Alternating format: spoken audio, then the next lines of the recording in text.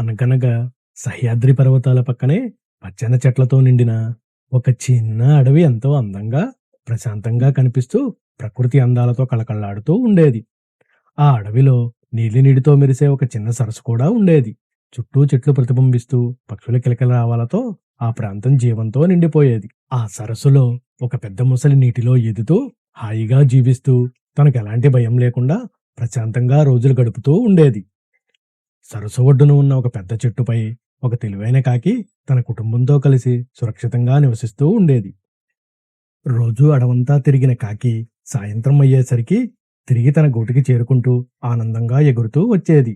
గూటికి వచ్చాక కాకి సరస్సు దగ్గరికి వెళ్లి ముసలితో సరదాగా కబుర్లు చెబుతూ స్నేహాన్ని మరింత బలపరుచుకునేది. ఇలా రోజూ కలుస్తూ మాట్లాడుకుంటూ ముసలి మరియు కాకి మధ్య మంచి స్నేహం ఏర్పడింది. ఈ స్నేహాన్ని చెట్టుపై నుండి చూసిన ఇతర పక్షులు ఆశ్చర్యపోతూ కాకిని అనుమానంగా చూడటం మొదలుపెట్టాయి. మనది పక్షి జాతి, అది మృగజాతి, పైగా జలచరం, దాంతో నీకు స్నేహం ఏంటి అని పక్షులు ప్రశ్నించాయి. అప్పుడు కాకి ధైర్యంగా మంచి మనసు ఉంటే జాతులు అవసరం లేదు అని ప్రశాంతంగా సమాధానం చెప్పింది.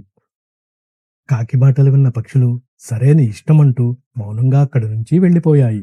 అలా కొన్ని రోజులు గడిచాక ఒకరోజు ముసలి సరస్సు ఒడ్డున దిగులుగా కూర్చుని ఆందోళనతో నీటిని చూస్తూ ఉంది. అది చూసిన కాకి ముసలి దగ్గరికి వచ్చి, మిత్రమా, ఎందుకిలా బాధగా ఉన్నావు అని ఆందోళనగా అడిగింది. ముసలి బాధతో, వర్షాలు పడలేదు, సరస్సు ఎండిపోతుంది, అలా అయితే నా జీవితం ప్రమాదంలో పడుతుంది అని చెప్పింది. ఇలా అయితే నేను మరో సరస్సుకు వెళ్ళాలి, దానికి నీ సహాయం కావాలి అని ముసలి ఆశతో వినయంగా కాకిని అడిగింది.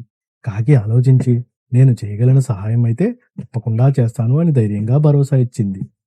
ఆ మాటలు విన్న కుందేలు అక్కడికి వచ్చి ముసలిని తీసుకువెళితే అందరూ నిన్ను తప్పుపడతారు అని హెచ్చరించింది. ఆ సందేహంతో కాకి సలహా కోసం అడవిలో నివసించే ఒక ముసలి పావురం దగ్గరకు వెళ్ళింది. పావురం చిరునవ్వుతో స్నేహితుడికి సహాయం చేయడం మిత్రధర్మం అని బుద్ధిగా చెప్పింది. కాని పిల్ల జంతువులకు హాని చేయవద్దని ముసలికి చెప్పు అంటూ జాగ్రత్తగా సూచించింది.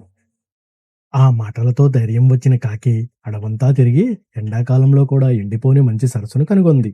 పున్నమి రాత్రి జంతువులన్నీ నిద్రపోయాక కాకి మరియు ముసలి నిశ్శబ్దంగా ప్రయాణం మొదలుపెట్టాయి. కాకి ముందుగా ఎగురుతూ దారి చూపించగా ముసలి నెమ్మదిగా దాన్ని అనుసరిస్తూ అడవిలోకి సాగింది. కొద్దిసేపటికి పెద్దగా నీటితో నిండిన అందమైన సరస్సు కనిపించడంతో ముసలి ఎంతో ఆనందించింది. అప్పుడు ముసలికి అర్థమయ్యింది, నిజమైన స్నేహం కోసం కాకి ఎంత కష్టపడిందో, ఆ స్నేహమే తన ప్రాణాన్ని కాపాడిందని. ఈ కథలోని నీతి స్నేహానికి జాతులు కాదు, మంచి మనసే ముఖ్యం.